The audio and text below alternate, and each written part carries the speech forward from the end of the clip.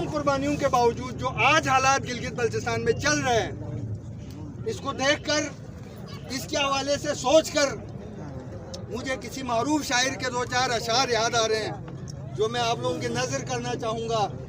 शायर कहता है कि ए मेरे हमनशी चल कहीं और चल, ए मेरे हमनशी चल कहीं और चल, इस चमन में अब अपना गुजारा नहीं, बात होती गुलू तक तो सह लेते हम, अब तो कांटों पे भी हक हमारा नहीं। गुलसितां को लहू की जरूरत पड़ी, सबसे पहले ही गर्दन हमारी कटी, फिर भी कहते हैं हमसे ये अहले चमन, ये चमन है हमारा तुम्हारा नहीं।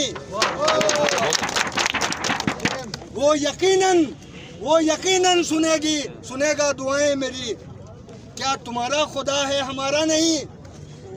मैं लंबी चौड़ी तकरीर नहीं करूंगा, इस 3 अशार में बहुत सारी कहानियां हैं और एक शेर मजीद आपकी नज़र करूंगा।